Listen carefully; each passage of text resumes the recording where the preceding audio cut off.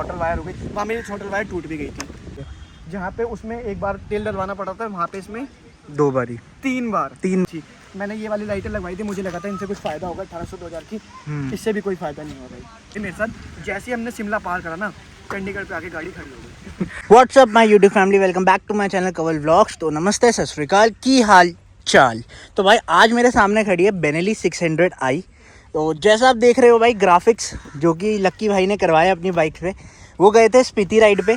तो आज ये जो वीडियो है ना, इसका मेन पर्पस यही होने वाला है कि अगर आप कोई भी सुपर बाइक को या फिर बेनेली 600i को अगर आप लेकर जाना चाहते हो स्पीति राइड पे या फिर लद्दाख राइड पे, तो आपको क्या क्या दिक्कतें फेस करने को मिलेगी और आपको पहले ही राइड स्टार्ट होने से पहले आपको क्या क्या प्री राइड इंस्पेक्शन आपको अपनी बाइक में कर लेनी चाहिए। तो इस सब के बारे में मैं आपको यार वीडियो में बताऊंगा। और जैसा कि यार हम सब सोचते हैं कि यार सुपर बाइक को ले जा रहे हैं क्योंकि इसमें हीटिंग इशू, बहुत सारे इश्यूज़ तो होते हैं भाई सुपर बाइक पे। तो वहाँ पर ऑफ रोड में कैसा ये परफॉर्म करती है, पावर ड्रॉप होती है या नहीं, और इसका वेट कैसे वहाँ पर हैंडल होता है, वो सब भाई लक्की भाई बताएंगे। और बाकी यार इनके चैनल पे जाना और आपको बहुत सारी आपको राइड की जो है वीडियोस देखने को मिलेगी। मैंने खुद देखी है यार, बहुत बढ़िया सिनेमैटिक्स इतने बढ़िया थे ना, मज़ा आ गया था राइड देखकर। ऐसा लग रहा था कि मैं खुद वहाँ पे राइड कर रहा हूँ बहुत। तो भाई सीधा मैं बुलाता हूँ लक्की भाई को। ठीक है, क्या हाल है लक्की भाई? बस भाई बढ़िया, फिर मिल गए फिर से? अरे मिलते ही रहेंगे भाई अब तो। भाई आप बताओ कि क्यों सोच के लेकर गए थे? बता दूँ कि भाई कर सकते हो, कर सकते हो। हाँ दिक्कतें बहुत है पर कर सकते हो। मैं डिटेल में बता देता हूँ। ले जाने से पहले 3-4 चीज़ें। एक तो मेजर सर्विस है, चाहे आपकी गाड़ी की ऑलरेडी सर्विस हो रखी हो, इंजन ऑयल फुल है, इंजन ऑयल को हटा के बाकी जो नॉर्मल सर्विस होती है वो करवा लो, थ्रॉटल बॉडी क्लीन करवा लो। डिस्क पैड मेजर है, क्योंकि वहाँ पे जाते समय में इतने आपके डिस्क पैड खत्म नहीं होंगे जितने आते समय होंगे, क्योंकि आते समय गाड़ी की ना जो ब्रेकें हैं, जो ABS गाड़ियाँ रहती हैं उनकी ब्रेकें नहीं लगती पहाड़ों पे। ऑफ रोड है वहाँ पे, पूरा ऑफ रोड पे ABS काम नहीं करता, तो वहाँ पे क्या होता है, आपको इंजन ब्रेकिंग करनी पड़ती है और आधा पैर आपका ब्रेक पे रहता है और आधा आप इंजन ब्रेकिंग करते हो। तो वहाँ पे आपके गाड़ी के डिस्क पैड जाने के बहुत ज़्यादा चांसेस रहते हैं, जिस वजह से आपकी डिस्क प्लेट भी चली जाती है। तो कोशिश करें कि आगे और पीछे दोनों के पैर डलवा के जाएँ,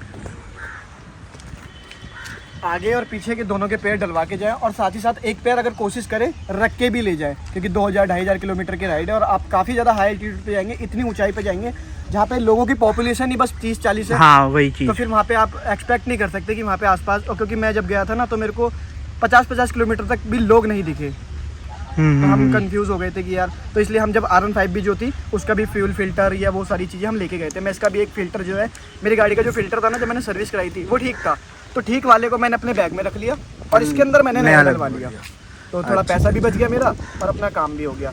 तो ये एक मेजर सर्विस आप लोग करा लेना। इसकी सर्विस जब मैंने कराई थी 12,000 रुपये की मेरे को सर्विस पड़ी थी, क्योंकि इसके अंदर ना मैंने सारी चीज़ें डलवा ली थी, लाइक छोटल वायर हो गई, वहाँ मेरी छोटल वायर टूट भी गई थी, मतलब टूटी नहीं थी इन द सेंस ये खराब हो गई या जो भी लूज़ हो गई। तो राइट साइड जब मैं करता हूँ ना तो ऑटोमेटिक इसकी रेस बढ़ जाती है। तो मेरे साथ थोड़ी सी दिक्कत हो गई थी। अब वहाँ पे ये वायर तो मैं लेके गया नहीं था क्योंकि इसके पार्ट्स थोड़े से दिक्कत देते हैं, तो ये मिला था तो मैंने ये लगवा के मैं ले गया था।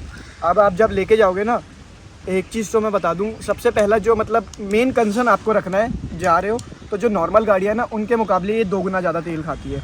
जहाँ पे उसमें एक बार तेल डलवाना पड़ा था, वहाँ पे इसमें 2 बारी 3 बार 3 बार तेल डलवाना पड़ रहा था। अच्छा, एक तो मैंने दिल्ली से डलाया, दूसरा मेरा डायरेक्ट पानीपत ही डल गया, 100 किलोमीटर भी नहीं चली। मतलब मैं ये था कि अगर गाड़ी के 2 डंडे दिख रहे हैं या 3 डंडे दिख रहे हैं, तो जहाँ पे भी पहला पेट्रोल पंप दिख रहा है वहाँ फुल कराते कराते हम जा रहे थे।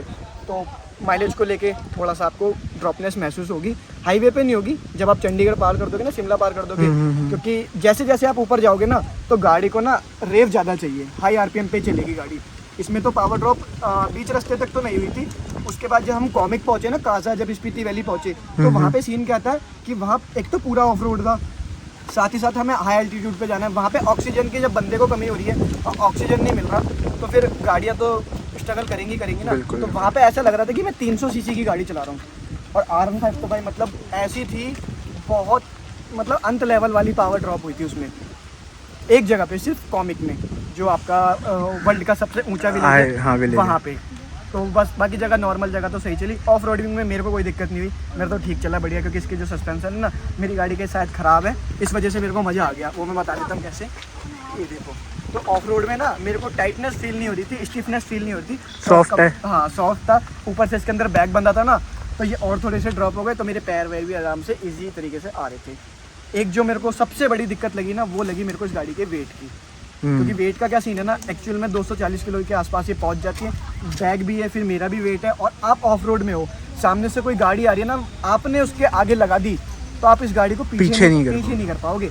एक तो ऊपर से पीछे से इंक्लाइन है, और इंक्लाइन ना भी हो तो ऑफ रोड में ये गाड़ी पीछे नहीं होने की, चाहे नॉर्मल बंदा हो चाहे जैसा भी हो, नहीं हो सकती। तो वेट का मेरे को थोड़ा सा क्या मतलब अच्छा खासा स्ट्रगल करना पड़ा।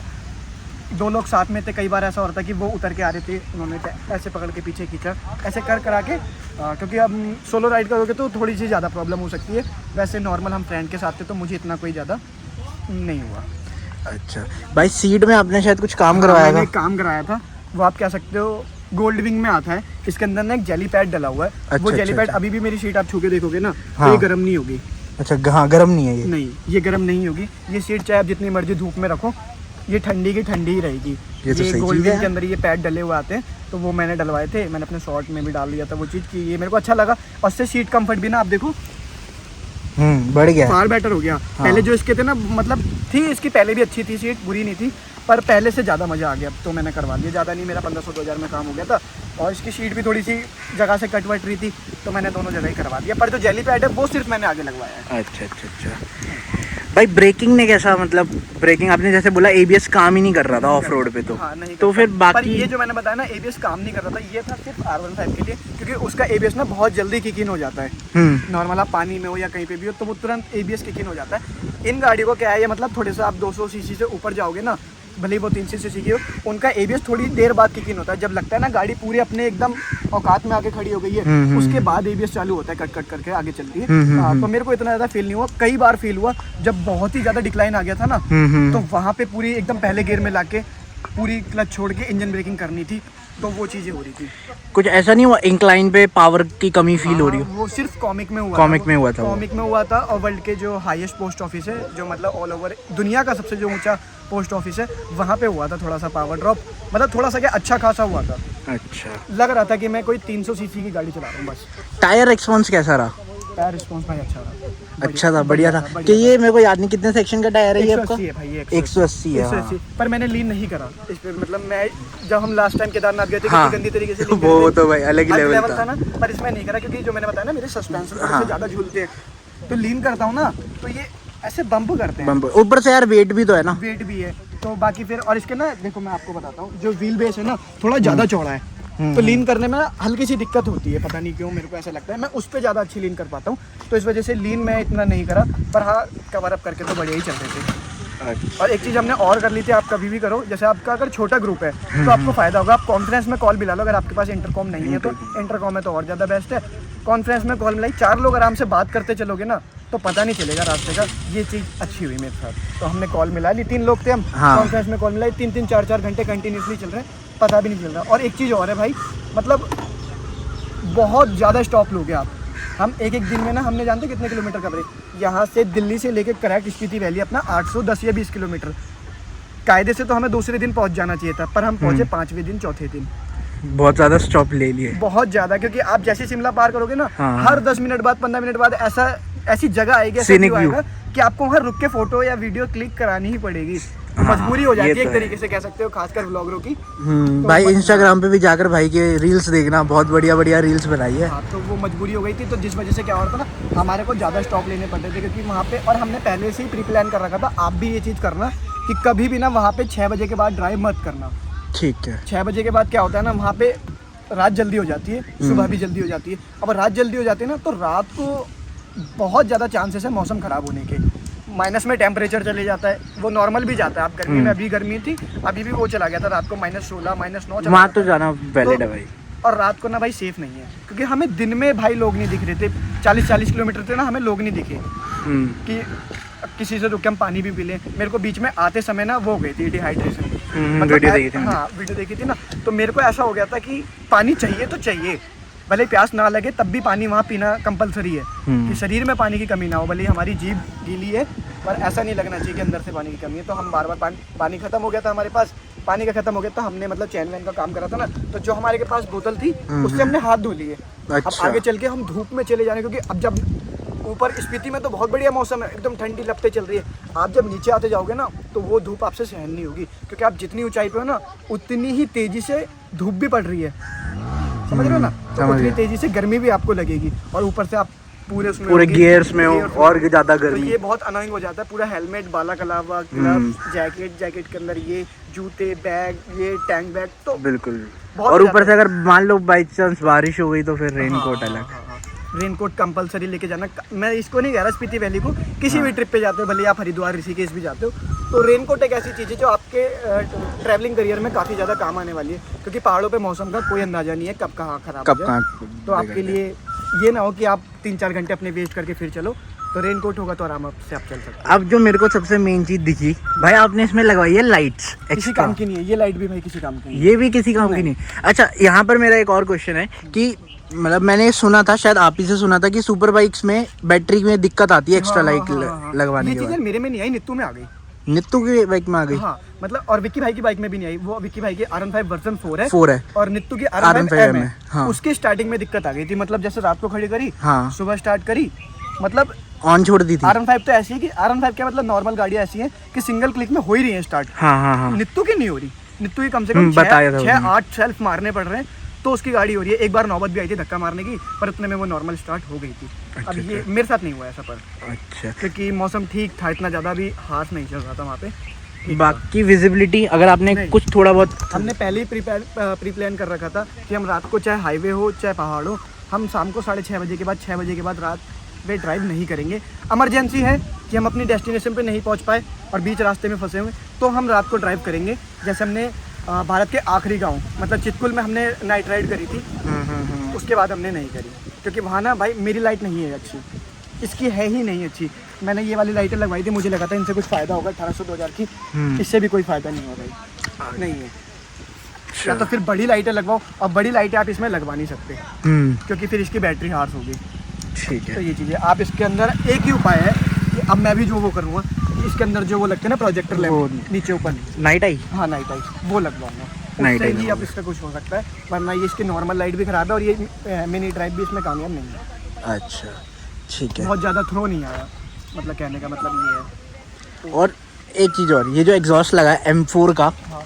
इसकी वजह से पूरी राइड पे कुछ हाँ, दिक्कत? ये मेरे मन में बहुत था भाई, और सब लोगों के मन में होगा कि अगर मैं एग्जॉस्ट वाली बाइक अगर लेके जाता हूँ हिमाचल साइड ये वो, तो मैं उसका एक आपको रामबाण इलाज बता देता हूँ। कोई भी अगर देश है, प्रदेश है या मतलब सिटी है, तो वहाँ की जो मेन सिटी होती है ना, आप सिटी के अंदर जाओगे तो वहाँ पुलिस पकड़ती है, हाईवे पे नहीं पकड़ती आपको। कहीं आप सोचो कि हाईवे पे आपको रोका जा रहा है और वहाँ पे पूरा हाईवे ही हाईवे है। अगर आप कोई हरकतें नहीं करोगे ना, बेमतलब में दिखावा नहीं करोगे या बेमतलब में कोई चोंचलेबाजी नहीं करोगे, तो आपको पुलिस भी कुछ नहीं देगी। पुलिस वालों से रुक के हमने खुद रास्ता पूछा, एक बार नहीं, जब भी हम परेशान हो रहे थे ना, क्योंकि हम नॉर्मल लोगों से नहीं पूछ रहे थे, हम पुलिस वालों से ही पूछ रहे थे कि वो एग्जैक्ट बता देंगे हमें। और कोई दिक्कत नहीं, उन्होंने एग्जॉस्ट देखा, कई लोग खुश भी हुए, पर ना ही करें तो बढ़िया है। क्योंकि एक जगह ऐसी आई थी चंडीगढ़, वो भाई वो तो भाई दिल्ली से भी 2 कदम आगे है। हाँ। वहाँ पे भाई मेरा हमेशा से रहा है कि अगर मैं कभी भी हिमाचल की साइड जा रहा हूँ ना, तो चंडीगढ़ में भाई कोई हरकतें ना करूँ। दोस्तों के साथ भी अगर दोस्त निकल गए ना, तो तू निकल जा, मैं 10 की स्पीड में ही आऊँगा, क्योंकि चंडीगढ़ में अगर पुलिस ने पकड़ लिया तो मान लो आपका चालान होना कंपलसरी, आप किसी से भी बात करा लो, नहीं हो सकता। तो ये मेरे को एक दिक्कत थी, जाते समय भी मैंने बहुत ध्यान दिया, आते समय भी मैंने बहुत ध्यान दिया। और बाकी एग्जॉस्ट के चक्कर में रिएक्शन बहुत अच्छे मिले थे, क्योंकि वहाँ पे ना 2 ही 3 बाइकें थी, एक सुपर बाइक तो मेरी दिखी थी, क्योंकि अभी सीजन जस्ट स्टार्ट हुआ है। हाँ। और अब हुआ है मतलब पूरे प्रॉपर तरीके से, क्योंकि अब जाके वो खुला है मनाली ले हाईवे, मनाली ले हाईवे भी, और तुम्हारा स्पीति वैली का सर्किट भी। वरना हम मनाली से आते बाटाल होते हुए, पर हम शिमला से गए और शिमला से ही आए। अच्छा। तो ये चीज़ रही। एक तो कोई R15 नहीं लेके गया होता भाई वहाँ पे, कोई हाँ, कोई भी हमने नहीं देखी। हिमाचल में 2 लोगों की देखी थी बस, वो भी वो वहीं के थे, लोकल उनकी थी। मैंने नहीं देखा कि कोई R15 लेके गया हो। दूसरी चीज़, मैंने वहाँ पे नहीं देखा कोई सुपर बाइक लेके जा रहा हो, मतलब उस मेरे टाइम पे नहीं लेके गया हुआ था, क्योंकि सीजन स्टार्ट नहीं हुआ, तो इस वजह से ना मिली। अब यहीं से एक और क्वेश्चन है भाई कि अगर जैसे आपने स्टार्टिंग में ही बोल दिया था भाई लेकर जा सकते हो, हाँ। ठीक है, पर अगर इसके अलावा कोई और सुपर बाइक? सारी जा सकते भाई, सारी। मतलब एक चीज़ आएगी, मतलब एक समय ऐसा आएगा जहाँ पे आपको ना ग्राउंड क्लियरेंस परेशान करेगी। इसकी बहुत अच्छी है, इस चीज़ में काफ़ी ऊंची है इसकी। अगर जो नॉर्मल बाइक है ना, जिनकी काफ़ी कम है, तो उनके पत्थर लग सकते हैं वहाँ बहुत गंदी तरीके से भाई। जैसे वो अपनी स्पोर्ट्स बाइक हो गया S1000 RR टाइप मतलब ऐसी इस ना। टाइप की बाइक होगी तो उनमें क्या होगा ना, आपको पूरा हर एक चीज़ देख के निकालनी होगी। अब मेरे को क्या था, मैं तो इस पे ऐसे भी निकल रहा था, ऐसे करके तेजी में। अच्छा हाँ। क्योंकि इसका ग्राउंड क्लियरेंस ठीक है तो मेरे को कोई प्रॉब्लम नहीं हो रही थी। पर अगर थोड़ी सी जो वैसी बाइक है, मान लो जिनों से ही मान लो, उसकी भी थोड़ी इसके मुकाबले कम है, तो चांसेस हैं लगने के। चांसेस है। और विंड ब्लास्ट भाई बहुत गंदा, बहुत ज़्यादा। 240 किलो की है, 80 किलो का बैग बनता है, टैंक बैग के अंदर भी सामान है अच्छा खासा। मैं खुद भी 60-70 किलो का हूँ। ये सारी चीज़ें मिलाने के बावजूद भी ना भाई, पूरी गाड़ी मतलब आप पहाड़ है, पहाड़ से जैसे आप यू टर्न लिया ना दूसरे पहाड़ पे आने को, इतनी तेज लपटें आती हैं, आप दूसरे रोड पे नहीं कंट्रोल कर सकते। मतलब जिगजैग जो हमारे साथ R15 में हुआ था। हाँ, बहुत मतलब अल्टीमेट लेवल की बहुत तेजी में हवा आ रही थी वहाँ पे। ये तो चलो एक बार के लिए कुछ % रुक जा रही थी क्योंकि थोड़ा सा वेट है, ये स्ट्रगल करके हाथ पकड़, फिर भी भाई मुझे बहुत टाइट करके पकड़ना पड़ रहा था इसको। पर R15 ने तो भाई जान तोड़ दी। हम आधे घंटे बैठे, हमने कहा क्या पता मौसम शांत हो जाए, पर वहाँ नहीं हो सकता। वहाँ तो अनप्रेडिक्टेबल है तो भाई। फिर यही है, चलता है वहाँ तो हवा चली रही है, और वो नहीं कि मौसम खराब है, वहाँ नॉर्मल हवा ही वैसी चल रही है। हाँ, वहाँ का मौसम ही ऐसा है। हाँ, क्योंकि आसपास कुछ है नहीं, आप ऊंचाई पे हो तो हवा जितनी स्पीड से आ रही है उतनी स्पीड से आपको लग रही है। तो ये दिक्कत बहुत मतलब लगी। दूसरी चीज़ एक दिक्कत जानते हो क्या आई, एक ना जगह है, क्या नाम है आपका, पूजा वाला पू। हाँ पू, चितकुल है, मतलब भारत का आखिरी गाँव, उसके आसपास वो जगह है पू। वहाँ से लेके सीधा काजा तक मतलब 190 किलोमीटर से कोई भी पेट्रोल पंप नहीं है। अच्छा। और ये बात हमें पता नहीं थी। तो हम पहुँचे नाको एक जगह है जो बहुत अच्छी सिटी है। तो वहाँ पे हमने पेट्रोल का पता करा, जो ब्लैक में देते हैं ना उनके पास भी खत्म हो गया, क्योंकि जो पू का पेट्रोल पंप है ना उसके पास भी पेट्रोल नहीं था। वहाँ पे टैंकर उतर रहा था, तो आप अपने 5-6 घंटे वेस्ट नहीं कर सकते थे। हम निकल गए आगे की तरफ। तो कभी भी अगर आप जा रहे हो, स्पीति की राइड कर रहे हो, तो पेट्रोल को भाई कभी भी नजरअंदाज मत। एक जेरी कैन रख ही लो साथ में। हाँ, आज से गलती हो गई। हाँ, और बाकी वैसे तो है ही सुपर बाइक की माइलेज। मेरे को अच्छा, एक जगह आई थी बीच में नाको के बाद 50-60 किलोमीटर बाद, तो मेरे को नाको नहीं क्या, हाँ नाको के बाद एक जगह आई थी, वहाँ पे मेरे को ब्लैक में मिल गया था 200 रुपये का आसपास। मिरर की विजिबिलिटी कैसी रही वहाँ पे? नहीं है ये तो मिरर बने थे, हाँ, वो तो बस चलान ना कटे। अच्छा इस वजह से, क्योंकि बैग मेरा जो था ना वो काफ़ी लंबा था। हाँ, इतना तो फिर गैप ही खत्म हो गया, क्योंकि ये जो मिरर है बस यहाँ तक की चीज़ें थी, वो खत्म ही हो गया विजिबिलिटी। हाँ, अगर इसमें ये वाले मिरर लगे होते तो हो जाता था, जो स्टॉक आते हैं। हाँ, क्योंकि वो थोड़े ऊंचाई पे रहते ना, तो हो सकता था। क्लच भाई कितना मतलब तंग किया इस क्लच ने, मानना पड़ेगा भाई इसको। टाइट है वैसे भी। हाँ, पर मेरे को एक चीज़ अच्छी हो गई कि मैं जब गया था ना तो उसके थ्रॉटल वायर चेंज करवा के गया था। हाँ, तो मेरे को 2-3 दिन तक तो सही लगा, उसके बाद ये फिर वैसी हो गई। तो थोड़ा सा दिक्कत। और सबसे मेन क्योंकि ना ग्लव्स में ना, मेरे ग्लव्स जो है ना, पता नहीं क्यों मेरे, या मतलब जो भी लेता है तो वो फिटिंग के लेता है, तो मेरे फिटिंग के ग्लव्स हैं पूरे। अब वो बार बार यूं करो ना, यूं करो ये अंगूठा बहुत दर्द कर जाता है यार, क्योंकि वो लेदर के पूरे, और यूं बार बार करो तो फिर जाम भी हो जाता है। क्योंकि ये नहीं है कि आप क्लच का काम है ही नहीं, क्योंकि आप 50 मीटर चलोगे वहाँ पे यू टर्न है, 50 मीटर चलोगे फिर यू टर्न है, 50 मीटर फिर यू, तो ये इसको आप छोड़ नहीं सकते।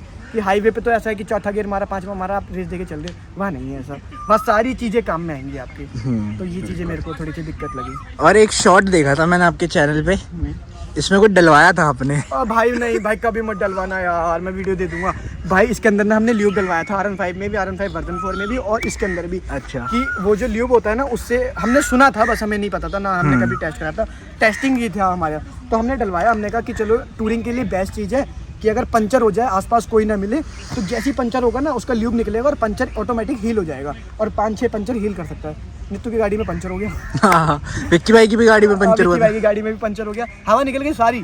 वो तो क्या ही रहते बिना हवा आगे लेकर आए। तो मैंने कहा यार, और अभी जिसका टायर भी चेंज करवाया हमने, पूरा अंदर ल्यूब ना ऐसा फैला हुआ है, बहुत बेकार भाई, मत कभी मत डलवाना, या तो हमने लोकल डलवा लिया होगा, ऐसा हो सकता है। अब मेरे को एक बात बताओ, जैसे कोई भी अगर ऐसे राइड प्लान कर रहा है, स्पीति राइड प्लान कर रहा है या लद्दाख राइड प्लान कर रहा है, तो उससे पहले एक सुपर बाइक में क्या क्या इंस्पेक्शन हमें कर लेनी चाहिए ताकि दिक्कत ना आए? देखो, सबसे पहले थ्रॉटल बॉडी क्लीन करानी है आपको, क्योंकि डस्ट आ जाती है, तो वहाँ पे फिर जो छोटे मोटी जगह है वहाँ पे डस्ट चली जाती है, तो गाड़ी बंद होने के ज़्यादा चांसेस रहते हैं। दूसरी चीज़, फिल्टर को कभी नज़रअंदाज मत करना, जितना मर्जी साफ़ हो नया लगवा के लेके जाओ, क्योंकि वहाँ ना आपकी गाड़ी कम से कम 300-400 किलोमीटर डस्ट में ही चलेगी, धूल में ही चलेगी, क्योंकि ऑफ रोड है तो ऑफ रोड में धूल मिलेगी, तो वहाँ पे चलेगी ही चलेगी। दूसरी चीज़, ब्रेक पैड को लेके भाई कभी नज़रअंदाज मत करना, भले कोई सी भी गाड़ी हो, सुपर बाइक हो, नॉर्मल बाइक हो, स्कूटी हो, कभी नज़रअंदाज मत करना, क्योंकि ब्रेकें कैसे कैसे खत्म होंगी ना आपको पता भी नहीं चलेगा। मिनट से पहले आप उतर रहे हो ना, उतरते क्या ना आप 100 किलोमीटर चलाओगे ना, आप देखोगे क्या होगा, इसकी तो लाइफ ही 40-50% बची है, बहुत जल्दी खत्म हुए। तो इन चीज़ों को लेके बिल्कुल भी नज़रअंदाज मत करना। दूसरा, पेट्रोल को लेके भाई ये मत सोचना कि आगे कोई मिलेगा तो आगे डलवा लूँगा। अगर आपको लग रहा है गाड़ी का पेट्रोल कम है तो पेट्रोल डलवा लेना। दूसरी चीज़, जो भी आपको लग रहा है ना कि ये चीज़ें जुगाड़ पे चल रही हैं, लाइक मैं कह सकता हूँ कि मेरा थ्रॉटल जुगाड़ पे चल रहा था कि बहुत ज़्यादा टाइट था, ये था, तो मैंने फिर इसकी वायरी चेंज करवा ली। तो जो जुगाड़ू काम है ना वो मत करके जाना बड़ी गाड़ियों में, क्योंकि बड़ी गाड़ियों के आपको पार्ट्स नहीं मिलेंगे। और वहाँ पर तो भाई पॉपुलेशन ही नहीं है, तो सर्विस सेंटर क्या, कोई मैकेनिक भी नहीं मिलेगा। आपको एक मैकेनिक मिल गया, उसने बोला कि इसका फिल्टर खराब है, जिस वजह से गाड़ी मिसिंग मार रही है। हाँ, क्या करोगे? वो कर सकता है, खोल के डाल सकता है, आप भी डाल सकते हो, टूल्स भी आपके पास, पर पार्ट्स नहीं है।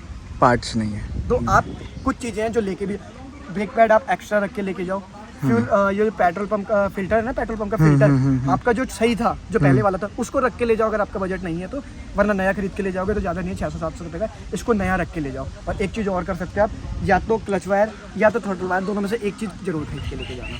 ठीक है, वो आपके काम ही आएगी, अगर मतलब वेस्ट नहीं हुई तो आगे काम आ जाएगी। हाँ, सर्विस पे हाँ करा सकते हो ये चीज़ें। और बाकी टायर की लाइफ जरूर देख लेना, अगर आपको लग रहा है ना कि मेरे टायर कमज़ोर हैं तो मत रिस्क लेना भाई वहाँ पे, क्योंकि वहाँ पे ना ऑटोमेटिक आपका मन करेगा कि यार इतने प्यारे रोड है, थोड़ा भगाता हूँ, लीन करता हूँ, और करते हैं एक्चुअल में बंदे। मैं भी खुद भी करा, मेरे को पता था मेरी गाड़ी में प्रॉब्लम चल रही है, सस्पेंशन थोड़े डाउन चल रहे हैं, पता नहीं, फिर भी मन कर रहा था कि मैं लीन करूँ। तो टायर को लेकर नज़रअंदाज मत करना, क्योंकि वहाँ पे ना कई किलोमीटर तक आपको कीचड़ भी मिलेगी, ऑफ रोड भी मिलेगा। वहाँ पे आपके टायर गंजे हैं ना, तो स्किड खा गई या कुछ हो गया तो ऑप्शन नहीं है आपके पास, लेफ्ट में खाइए। ये नहीं है कि आप यहाँ पे डिवाइडर में टकरा गए, सीधा खाई में ही जाओगे। और मेरी एक सलाह हो रहा है भाई, नाइट राइड अवॉइड ही करना। हाँ, ये पहाड़ों पे नाइट राइड अवॉइड ही करनी चाहिए भाई। हाँ, बिल्कुल। और ये बहुत लोग ना सौबाजी में एक चीज़ करते हैं, इंडिकेटर पे रैप चढ़वा लेते हैं, या इंडिकेटर पे कोई मतलब ही नहीं है। बट इंडिकेटर बहुत, पहाड़ों पे सिर्फ इंडिकेटर काम आते हैं। हज़ार्ड, इंडिकेटर, मिरर, पासिंग, यही सारी चीज़ें काम आती हैं। आप सोचो ना कि बिना इंडिकेटर दे मैं निकल जाऊँ यहाँ पे, कोई आपको पासिंग नहीं देगा, कोई आपको जगह नहीं देगा। वहाँ पे यही सारी सिंबल चलते हैं। अगर आपके ट्रैक्टर, मैं छोटा सा एग्जांपल दे रहा हूँ, अगर ट्रैक्टर चल रहा है ना, वहाँ पे एक चीज़ मेरे को बहुत अच्छी लगी, आप 2 बार हॉर्न मारोगे ना, ट्रैक्टर आपको राइट का इंडिकेटर दे देगा। उसमें आपको ये नहीं लगेगा, मतलब ये नहीं सोचना कि ट्रैक्टर खुद राइट जाएगा, वो आपको जगह दे रहा है कि तू राइट से निकल जा। अच्छा, ये वहाँ पे थोड़ी सी मतलब चलती है साइकोलॉजी। और सब गाड़ियों में आपको indicator, light, back light event बहुत ज़रूरी चीज़ है। कभी ना कभी अगर आपको मजबूरी पड़ जाए, जैसे कई लोगों के बल्ब खराब रहते हैं, कि आप पहाड़ों में आपके पीछे ही चलेगा, आपका कोई भी सहपाठी है, आपका कोई भी दोस्त है, आपने अचानक ब्रेक मारी, उसको कैसे पता चलेगा? आपकी तो लाइट ही खराब है, रैप करा रखा है। तो ये थोड़ा सा वहाँ पे ना जो ये सौबाजी है ना, नक्शेबाजी, इसको हटा के जाना, बस ये मेरी थोड़ी सी सलाह है। बस बाकी हम भी इतने प्रो नहीं है जो बहुत डिटेल में बताते हैं, पर अपना एक्सपीरियंस बता रहा हूँ। अब एक ना बहुत गंदी चीज़ हो गई मेरे साथ, जैसे ही हमने शिमला पार करा ना, चंडीगढ़ पे आके गाड़ी खड़ी हो गई। हाँ, ये पूछना था मेरे को यार, वो हीटिंग इश्यू जो तुम्हारे साथ होता है। 1% भी नहीं आएगा भाई। आपने शिमला पार करा ना, मेरी गाड़ी देखो अभी नॉर्मल है, मैंने बहुत देर से स्टार्ट नहीं करी है। अभी देखो इसका नॉर्मल टेम्परेचर मैं आप लोगों को दिखाता हूँ।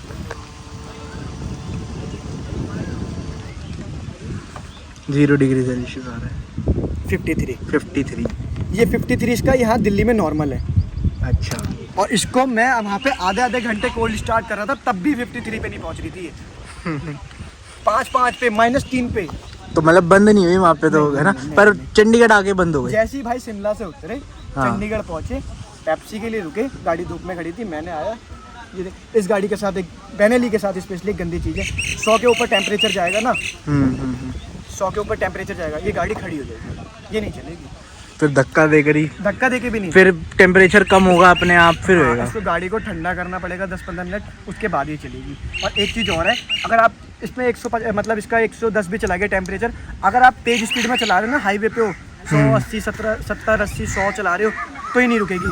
पर अगर जैसे आपने ब्रेक मारा, आप ट्रैफिक में आ गए, ये वहीं खड़ी हो जाएगी। अच्छा, मतलब चलते रहे वरना रुक गए तो बंद पड़ जाएगी। टेम्परेचर इसका 100 से ऊपर नहीं जाना चाहिए। अच्छा, तो सिर्फ बेनेली में है दिक्कत? हाँ, बेनेली में है। अच्छा, और गाड़ियाँ चल जाती हैं, ये नहीं चलती। कई सिचुएशन में चल भी जाती है ऑटोमेटिक, पर मोस्टली टाइम ये बंद ही हो जाती है। चंडीगढ़ में बंद हो गई थी, पानीपत में बंद हो गई थी। अच्छा। मैं पेट्रोल के लिए रुका, गाड़ी स्टार्ट थी, अब खड़े इसका टेम्परेचर बढ़ गया में था, पेट्रोल डलाया भाई, पेट्रोल यहाँ से निकल रहा, मेरा पूरा टैंक बैग भीग गया था यार, उबल रहा था पूरा पेट्रोल। अच्छा। ये तो क्लिप होगी तो मैं आपको भेजूंगा।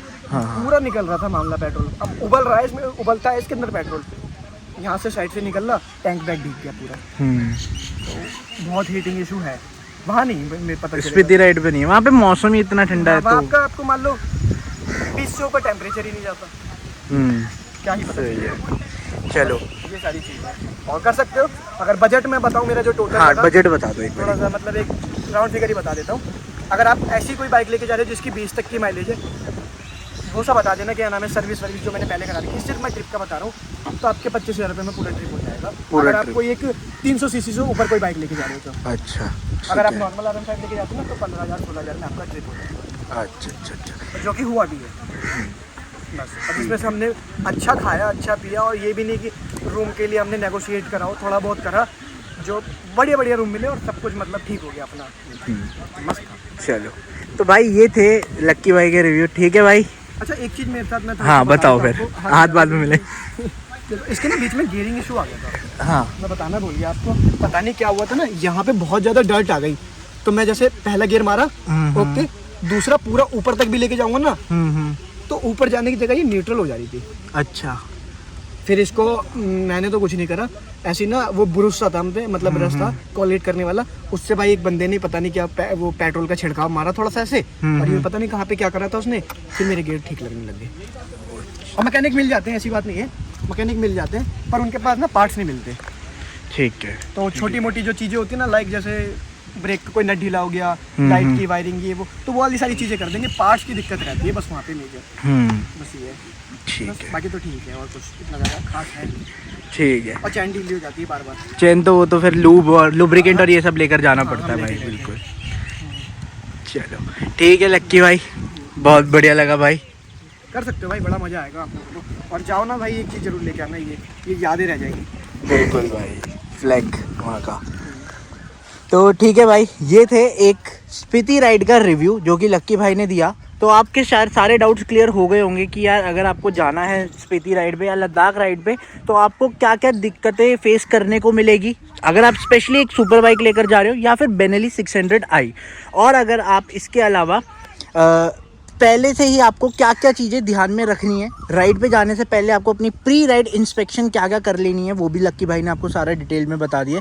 बाकी होप करता हूँ यार आपको ये वीडियो पसंद आई होगी। बाकी मिलते हैं फिर किसी और वीडियो में, तब तक के लिए साइनिंग ऑफ कवल।